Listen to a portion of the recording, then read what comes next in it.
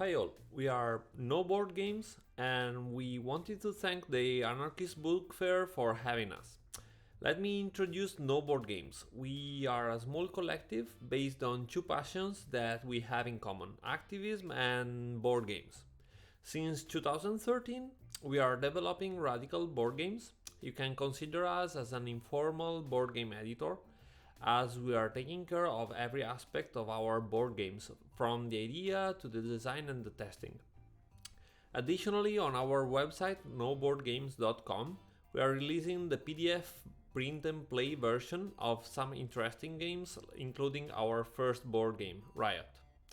Our urge to start the No Board Game project came from the observation that our real-world social fights are often represented in many cultural products like music or in literature, but they are completely absent in the board game culture.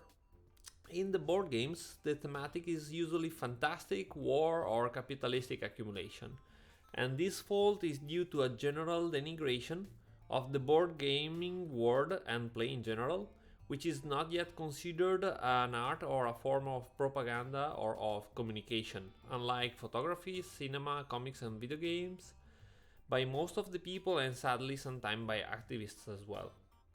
Actually, board games are cultural objects with a very old history of 5,000 years behind it. At the dawn of time, it was probably connected with religion and the prediction of the future by aristocrats and shamans. For example, Senet, one of the oldest known board games, was found inside Egypt's pharaoh's tombs and was a game based on the outcome of dice. Many of these games were based on luck. A simple roll of the dice could mean divine benevolence, and over the years they became a popular passion, gambling. Unfortunately, over the past century, all these elements simply jumped from the religion to the hands of the market and the consumerism, with the consequent development of commercial board games, banal at best. Some of these board games reproduce the status quo, but they can be more dangerous. Many board games spread militarist and colonialist ideas with a typical false neutral appearance. On the other side, radical activism or even politics in general are treated in very few board games. And here go some example. For example, the Landlord's Game by Elizabeth Maggi from 1903, which was later sold and re-implemented as Monopoly, was originally a real denunciation against the monopoly of land and of capital. In 1909, Women's Social and Political Union created Suffragetto, in which the goal of the suffragettes is to break through police lines and enter the House of Commons, while at the same time preventing the police from entering Albert Hall. On the other side, the police objective is to stop them. Then, in 1978, Professor Bertel Orman created Class Struggle, in which the workers move around the board while trying to survive against the capitalist player who control everything. Today, we know about our first game, RIOT, from 2015, then Block by Block from 2016, Zona Defend from 2017, and Tierra y Libertad, the Mexican Revolution board game from 2018. But the list should probably be longer, as board game culture is expanding and with it also radical board game culture. So, coming back to the history of our collective. In 2013, we playfully started to develop our first political board game, RIOT Cast the First Stone. We took inspiration from an Italian game from 1979, Corteo, in which various political factions grouped in a demonstration to smash fascists. In RIOT, we simplified and updated the concept of the game to the contemporary guerrilla dynamics, resulting in a completely new and completely original board game.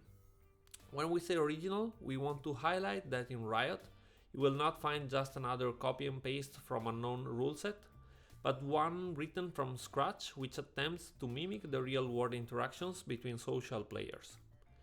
RIOT is a highly strategic game from 2 to 4 players, in which different factions start an urban guerrilla set in a small town divided in districts.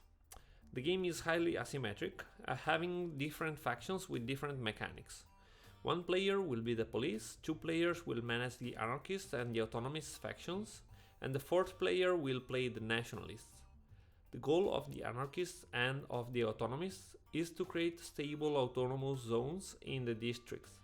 The objective of the police is to stop occupations using all the available methods, and the nationalists have a secret goal, which usually involves gaining control over the whole town.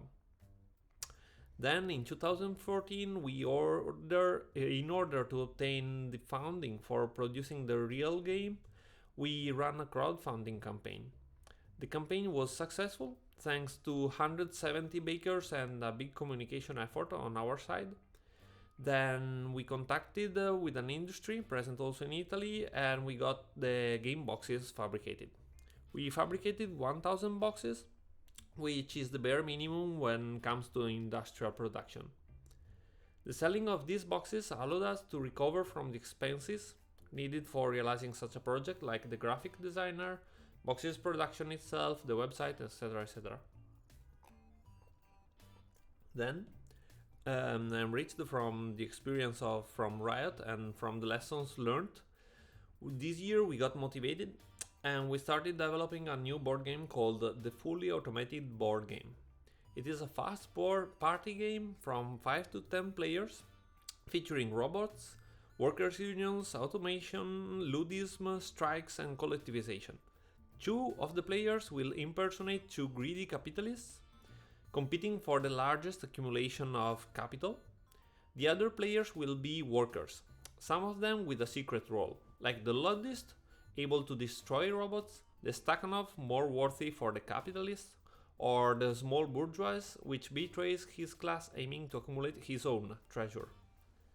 The crowdfunding campaign for the Fully Automated Board Game will start on December the 1st, 2020, and will run for just 1 month on the platform Kickstarter.